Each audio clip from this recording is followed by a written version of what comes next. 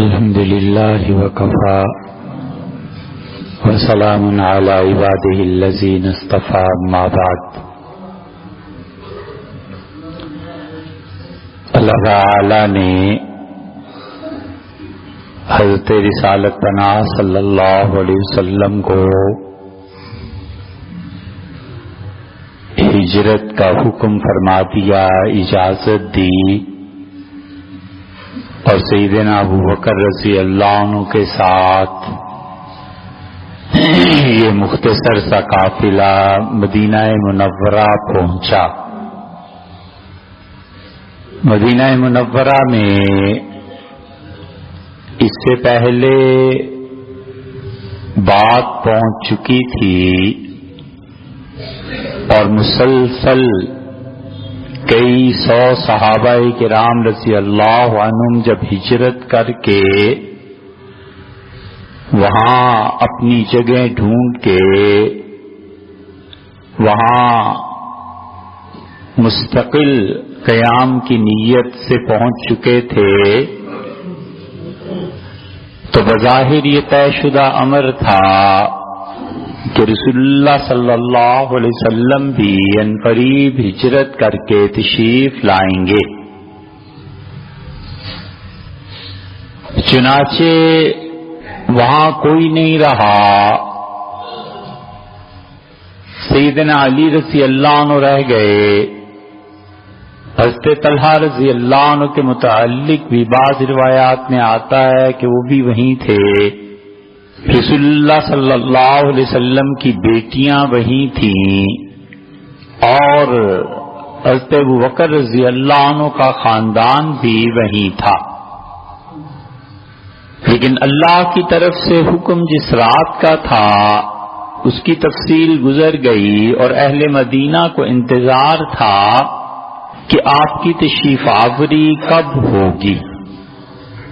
چنانچہ وہ لوگ صبح آ جاتے تھے اور آ کر بیٹھے رہتے تھے، اور حتیٰ کہ دوپہر کا سورج جب تیز ہوتا تھا تو وہ لوٹ جاتے تھے اپنے گھروں کو، اور وہ روزانہ استقبال کے لیے جمع ہوتے تھے. جمعہ مدینہ منورہ میں شروع ہو گیا تھا، اور یہ وہ پہلا فرض ہے جو امت نے قائم کیا، اور حضور صلی اللہ علیہ وسلم جمعہ نہیں پڑھاتے تھے کیونکہ مکہ میں جمعہ پڑھایا نہیں جا سکتا تھا. اور اسی طرح یہودیوں میں بھی یہ اطلاع تھی کہ حضور اقدس صلی اللہ علیہ وسلم تشریف لا رہے ہیں، اور یہ بات ہر طرف پھیلی ہوئی تھی اور قبائل منتظر تھے.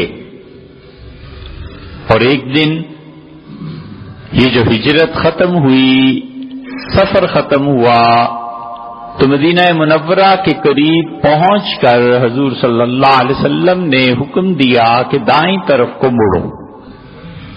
اور دائیں طرف کو جب آپ مڑے ہیں تو یہ جو مسجد قباء اب بنی ہوئی ہے، اس جگہ پہ آپ کا قیام ہوا، اور لوگ جا چکے تھے، اور رسول اللہ صلی اللہ علیہ وسلم کس کے گھر اترے ہیں یا کس نے آپ کو یہاں پر ٹھہرایا تھا. حدیث میں یہ بھی آیا ہے کہ سعد ابن خیثمہ رضی اللہ عنہ کی یہ جگہ تھی، اور کچھ لوگوں کا خیال ہے کہ کلثوم ابن حدم کی جگہ تھی. رسول اللہ صلی اللہ علیہ وسلم وہاں اترے، اور ایک یہودی جو اپنے ٹیلے پر کھڑا تھا اور اسے انتظار بھی تھا، باقی سب لوگوں کو اس نے آواز دی اور اس سے کہا کہ لوگوں، جس ہستی کا تمہیں انتظار تھا یہ دیکھو، یہ شخص آیا ہے اور اس کے ساتھ کون ہے. اہل مدینہ دوڑے اور 500 سے زیادہ آدمی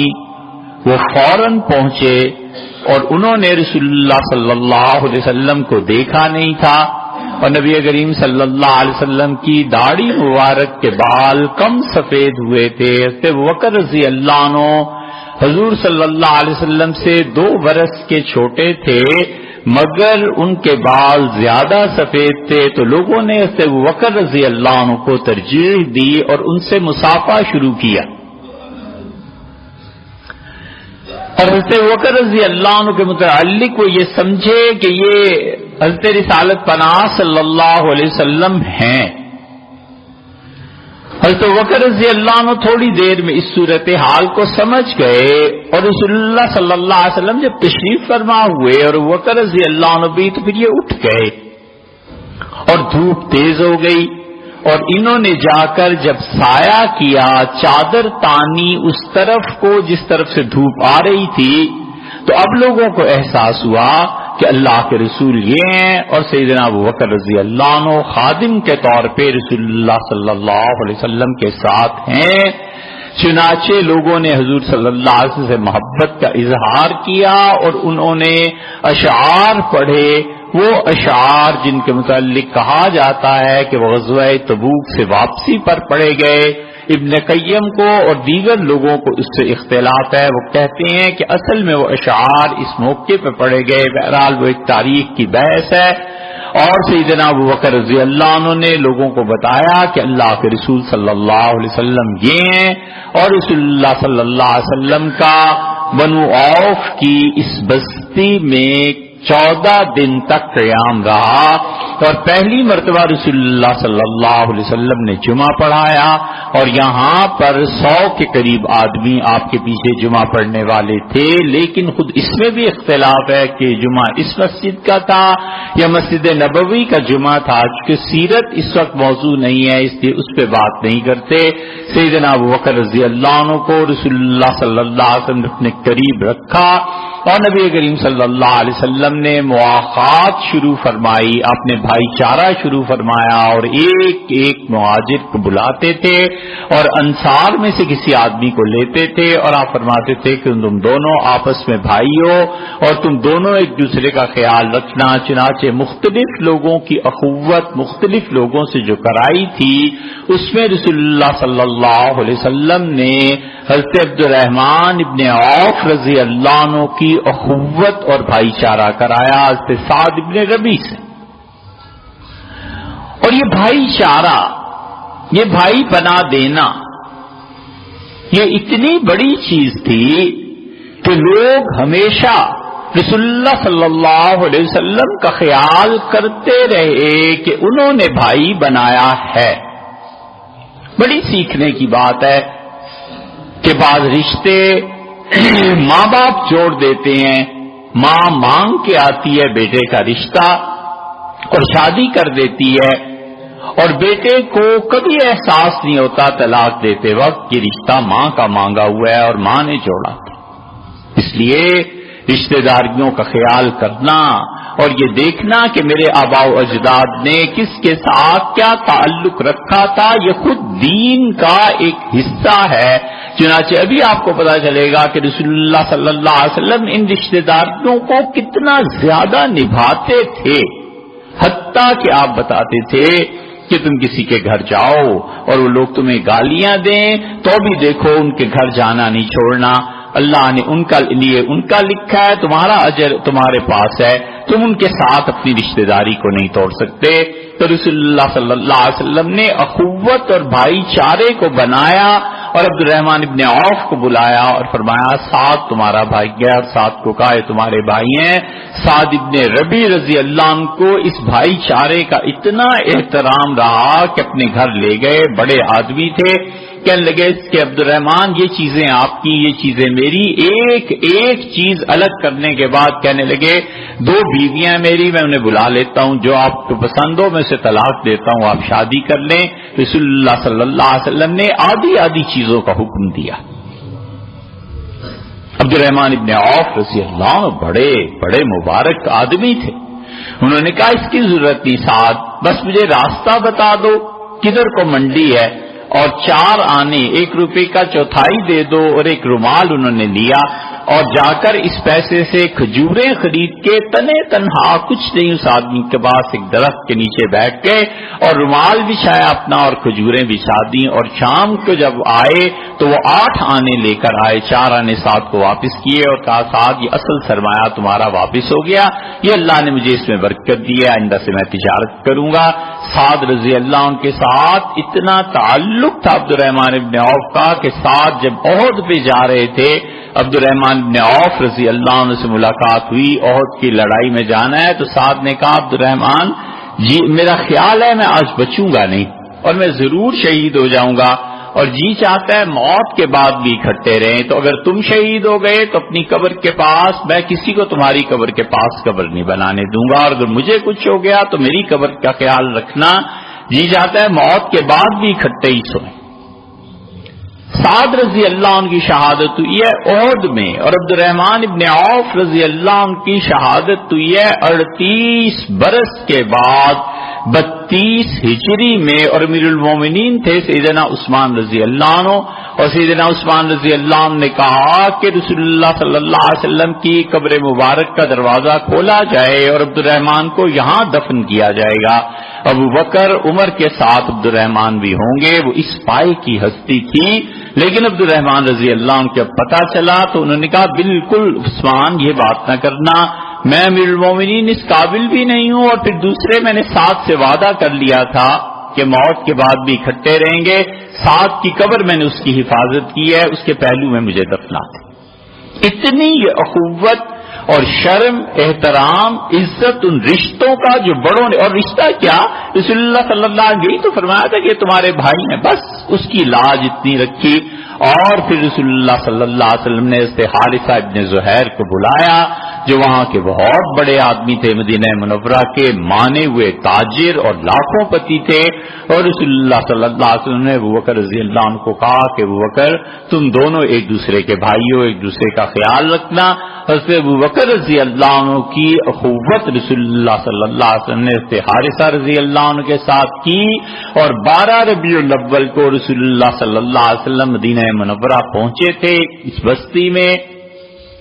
اور جہاں قباء کی مسجد ہے یہیں آپ نے قیام فرمایا تھا، اسی مسجد کو مبارک کہا تھا، اسی قباء کی مسجد کے بارے میں اللہ نے کہا لمسجد اسس علی التقوی، وہ مسجد جس کی بنیادیں تقوی پر رکھی گئی ہیں، اللہ نے کہا حق ان تقوم فیہ، اس مسجد کا حق بنتا ہے نبی صلی اللہ علیہ وسلم آپ جائیں اور یہاں نماز پڑھا کریں۔ چنانچہ رسول اللہ صلی اللہ علیہ وسلم ہفتے میں 2 بار پیدل جایا کرتے تھے مدینہ منورہ سے، مسجد نبوی سے 3-4 کلومیٹر کا فاصلہ بنتا ہے۔ رسول اللہ صلی اللہ علیہ وسلم پیر کے دن، اور ایک روایت میں آتا ہے کہ ہفتے کے دن 2 مرتبہ جایا کرتے تھے، یہاں لوگوں سے ملتے تھے، اور یہ گاؤں تھا گویا، اسی وجہ سے حنفی فقہا کا کہنا یہ ہے کہ جمعہ آپ نے یہاں نہیں پڑھایا، جمعہ مسجد نبوی میں پڑھایا تھا۔ بہرحال وہ تو ایک تاریخ کی اور فقہ کی بحث ہے۔ رسول اللہ صلی اللہ علیہ وسلم وہاں سے چلے، اور پھر نبی کریم صلی اللہ علیہ وسلم کو لینے کے لیے اہل مدینہ کے جتنے مسلمان تھے ہر ایک کی خواہش تھی کہ آپ ان کے ہاں ٹھہریں، اور سب سے زیادہ اہتمام حضرت اسعد ابن زرارہ رضی اللہ عنہ نے کیا تھا۔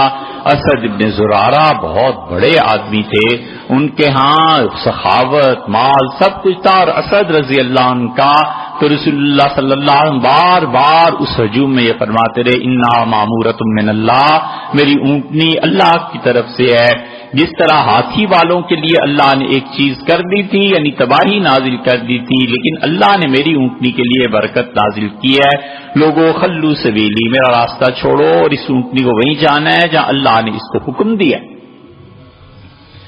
چنانچہ یہ ٹھیک اس جگہ آ کر ٹھہری جہاں اب مسجد نبوی کی توسیع میں وہ سارا مدینہ آ گیا جو کسی زمانے میں تھا۔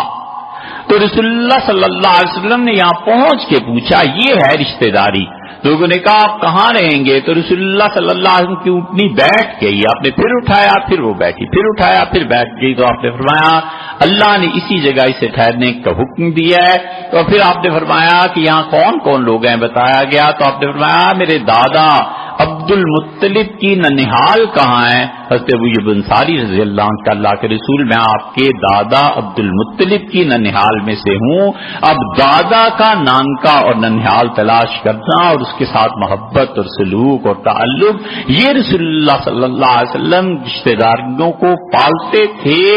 اور بتاتے تھے کہ اپنے کنبے کو، خاندان کو مضبوط کرنا ہے، کس طرح کرنا ہے، کیا کیا چیزیں کرنی ہے۔ تو آپ نے کہا اچھا ہم تمہارے گھر رہیں گے۔ چنانچہ بحث شروع ہوئی اور پھر رسول اللہ صلی اللہ علیہ وسلم قرہ ڈالو، دیکھو کس کا نام نکلتا ہے۔ قرہ ڈالا گیا، اس سے ابو ایوب انصاری رضی اللہ عنہ کا نام نکلا اور رسول اللہ صلی اللہ علیہ وسلم سے ابو ایوب رضی اللہ عنہ نے کیا میں سامان اٹھا لوں؟ آپ نے اجازت دی اور اسی جگہ پر آپ کا قیام رہا۔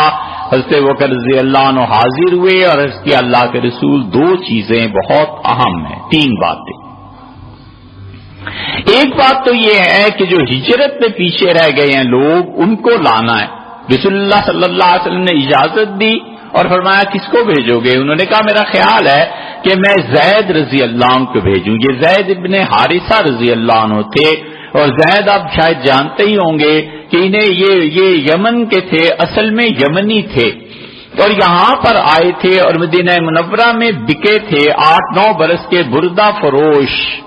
جو انسان بچوں کو اٹھا کر لے جاتے ہیں، انہوں نے مکہ میں آ کے فروخت کر دیا تھا۔ اور جس دن فروخت ہوئے ان دنوں میں حضور صلی اللہ علیہ وسلم کی شادی ہو رہی تھی حضرت خدیجہ رضی اللہ عنہ سے۔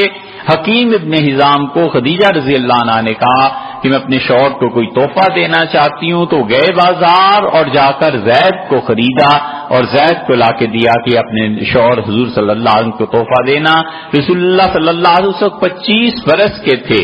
اور زید رضی اللہ عنہ اس وقت سے پھر رسول اللہ صلی اللہ علیہ وسلم کے ساتھ رہے۔ پھر اسی زید کی شادی رسول اللہ صلی اللہ علیہ وسلم نے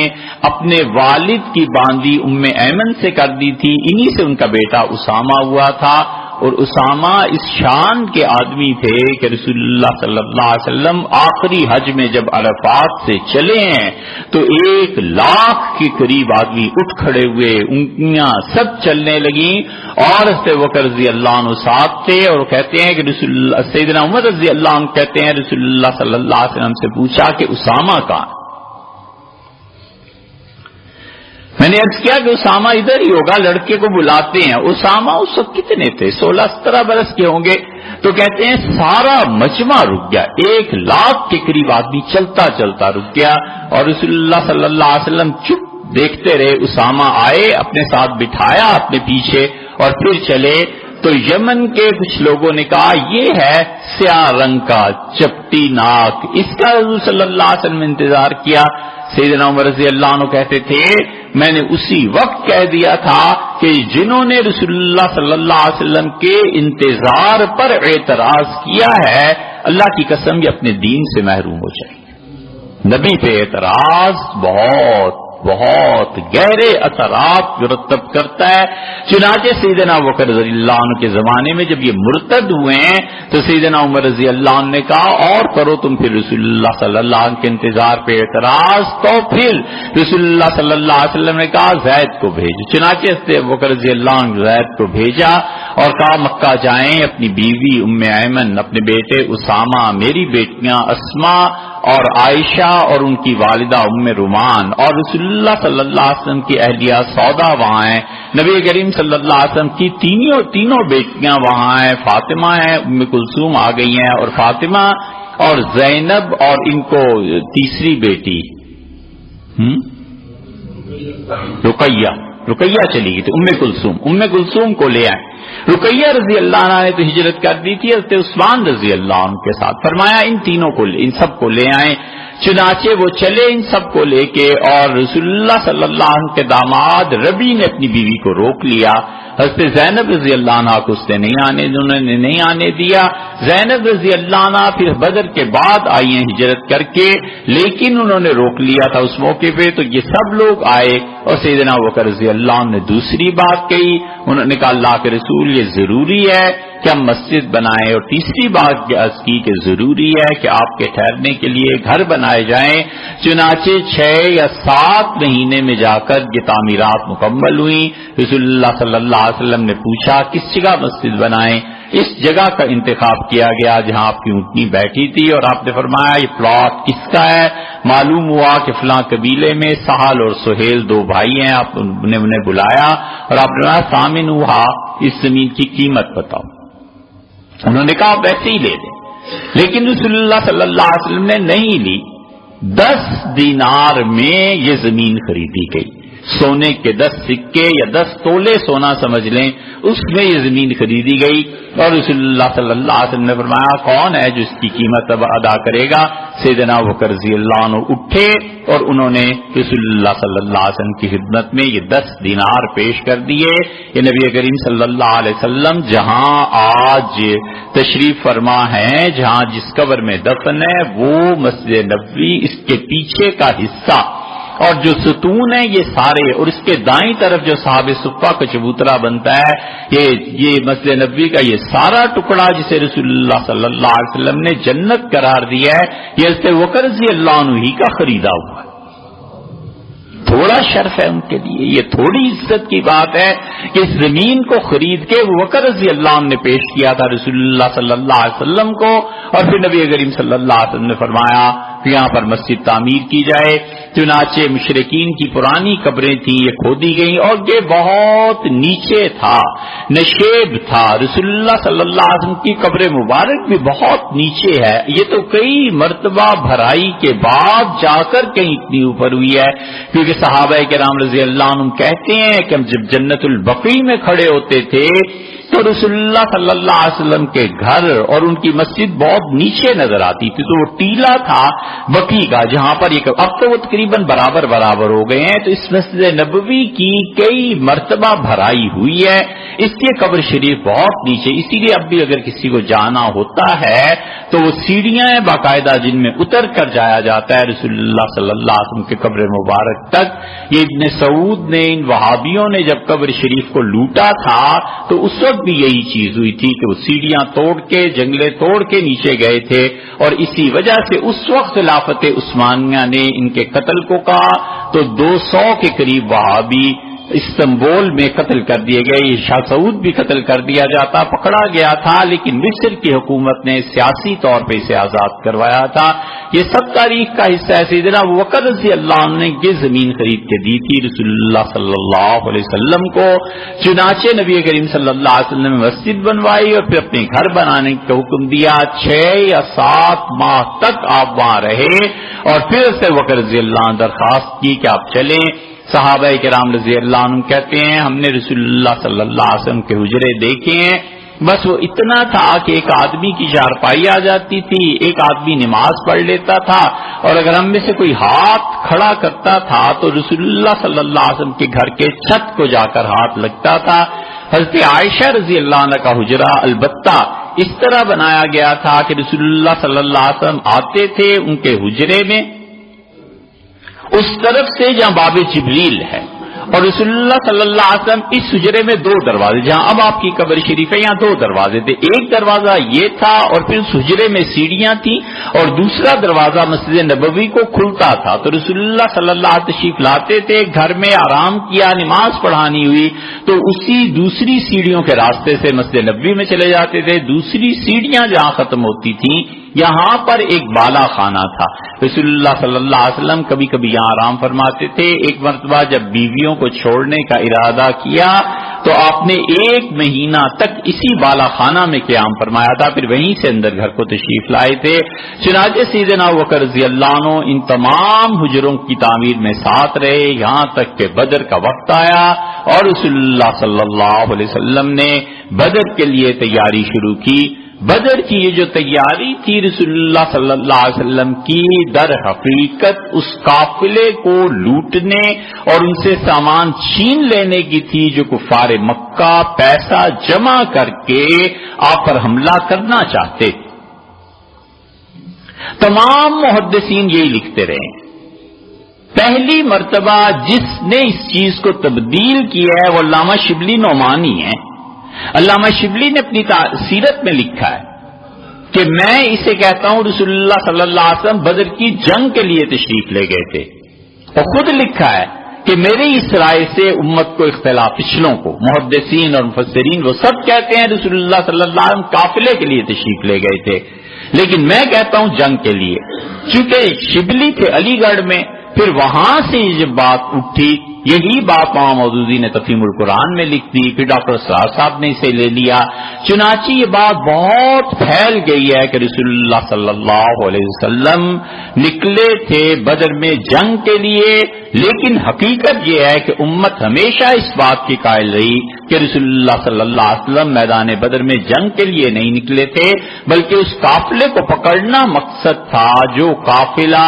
تجارت کر کے لا رہا تھا، 50 کروڑ روپیہ کا سرمایہ تھا ان کے پاس، اور انہوں نے طے کر لیا تھا کہ اس پیسے سے جنگی سامان بنائیں گے اور پھر رسول اللہ صلی اللہ علیہ وسلم پہ حملہ کیا جائے گا مدینہ منورہ میں۔ تو یوں تاریخ کی چیزیں آپ کے سامنے رکھنے کا مقصد یہ ہے کہ جب آپ تحقیق کرتے ہیں، جب آپ پڑھتے ہیں، تو پھر آپ پر مختلف چیزیں کھلتی ہیں، پھر تحقیق اور تاریخ جو ہے وہ محبتیں اور جذبات ان سے ہٹ کر تحقیق ہوتی ہے، تو آدمی پھر اس چیز کو سوچتا ہے، لکھتا ہے۔ تو اگر کوئی تاریخ میں کسی سے اختلاف کرتا ہے، شبلی ہے، مولانا ہے، ڈاکٹر صاحب وغیرہ، کوئی کسی سے اختلاف کرتا ہے، تو یہ کوئی اتنی بڑی بات نہیں ہو جاتی کہ ہم اسے کفر اور اسلام کے مسئلے بنا کے بیٹھ جایا کریں، اور ایک ہی اپنی اپنی تحقیق ہے۔ تو نبی کریم صلی اللہ علیہ وسلم کے ساتھ بدر کے میدان میں سیدنا ابوبکر رضی اللہ عنہ تھے، انشاءاللہ آئندہ اس پہ بات کریں۔